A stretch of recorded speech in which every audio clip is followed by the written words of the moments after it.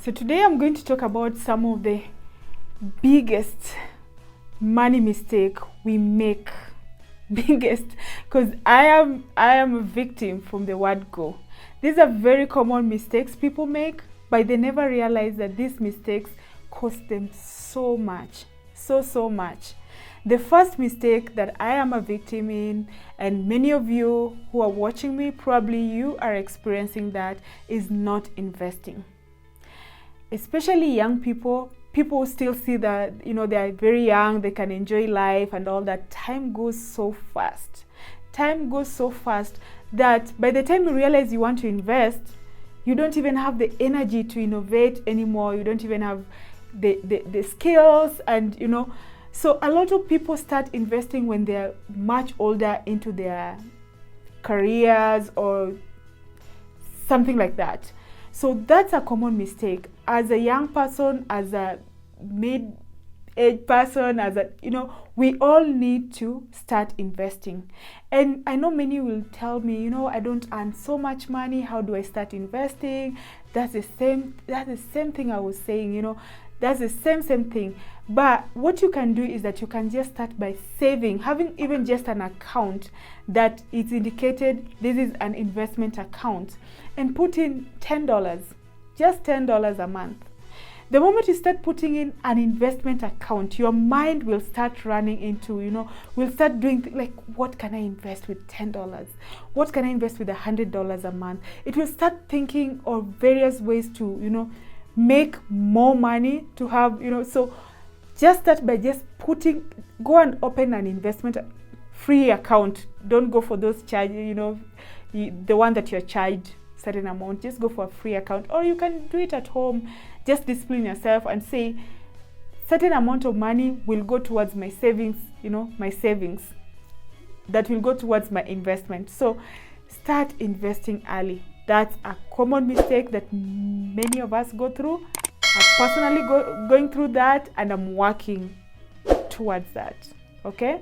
The second mistake that we are like a victim is going for very big, luxurious cars that we don't actually need. Maybe it's just for status and power. You want to tell your enemies and your friends that you've achieved in this world. But most of the time, we end up buying those cars on loan. And this means that at the end of the day, when you get to finish paying your car, it will be like double, almost triple the cost of the car. If you cannot afford it, at least a certain percentage in cash, it's worth not going for it. Get it from somebody who loves SUVs. I love big cars. I really love those, cars. But look at the fuel consumption. How expensive, how cheap is it to maintain that car? Look at the insurance. Can you get a cheaper insurance for that car? Look at the maintenance. There are some of the things, and resale value, there are some of the things, the basic things you can look at before investing in those luxurious cars that most of the time we can't afford it. And I'm a victim, and I'm proud of my car. I feel happy when I drive it, but it's costing you, it's costing us. Okay, so that's a very common mistake that we do without realizing, but the monthly cost that comes with that is really a lot. The third one is living on borrowed money. What do I mean by living on borrowed money? I recently got a credit card and my rating is really nice, and I get this capping that you can do. America has so much. It's very interesting. And a lot of people are relying on credit cards to survive. They're borrowing so much, which is understandable because the system allows for borrowing, but then the payment, it's exorbitant. It's really high. I've seen the average percentage of pay percentage is like 27, 26, two figures. Like, it's really high. So what I'll advise is try as much as possible not to borrow, not to live on, like, if you can use the credit card, pay it by the end of the month so that you don't get those bad credits, and also don't You don't have to like get very crazy interest to pay on them. It's a very common mistake. I am a victim of that, and it happens to without knowledge. And because we have pressing issues, we have a lot of things that, you know, are pressing us. I'm a mother, the things that I didn't even plan for. My daughter wants this, and you know, there's so much. You have people who are relying on you, your family, somebody's sick and all that. I do understand, but if you can try as much as possible not to live on borrowed money, it will save you so much, so much, I can guarantee you.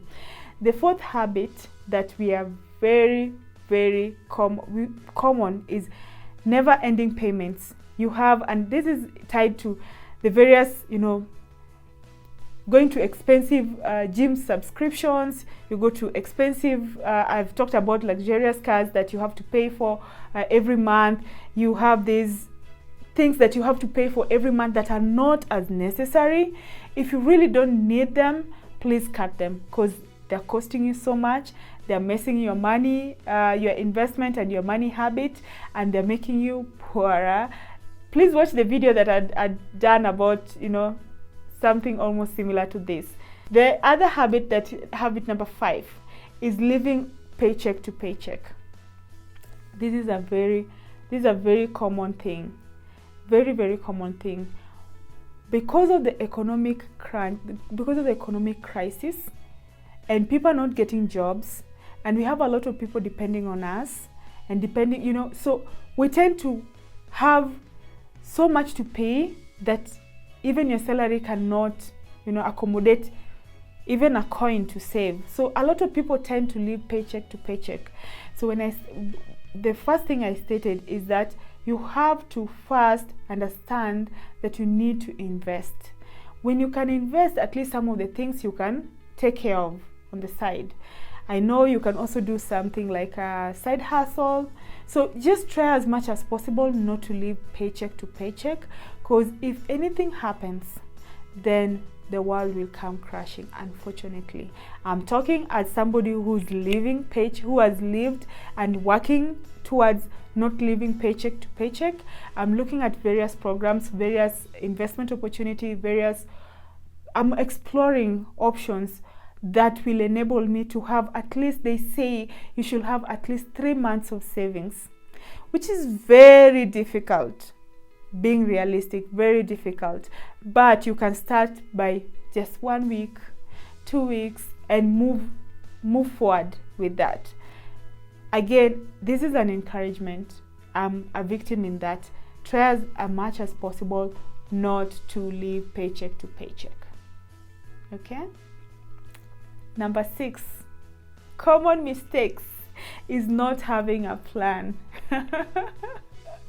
You're not having a plan for yourself. You're not having a plan for your family. You're not having a plan for your financial management. The best plan that you have is you're always scrolling the television to watch the latest. What has Kardashian done? What has, you know, this? Watching the latest sport, watching things that you don't even understand. And those people are making money, and you are here. You don't even have a plan for your life. When you're done with your television, you go to the social media. You want to scroll all the channels. You want to see, social media, you want to see what's the latest on TikTok. You want to see the latest meme. You want to see, you know, all that information that's not building you up. This is a very common mistake. And if you don't have a plan, anything that comes your way will count. Anything, anybody tells you, oh, Sheila, if you're meeting me for the very first time, my name is Sheila Vandegraff, and I like sharing knowledge. I run various enterprises, and I also have a non-profit organization. So I am all about giving back and sharing my journey. So anyway, I was talking about a plan. Yeah, if you don't have a plan, anything that comes by, you'll go with it. Somebody will tell you, oh, do you want to go for a dance? Oh, yeah, where? What time?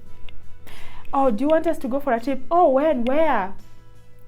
Do you want us to? Because you don't even have a plan for yourself. So what I can advise is that sit down, reflect on yourself, look at things that you'd want to do with your time. Look at the things that you'd want to do with your finances. Look at the opportunities.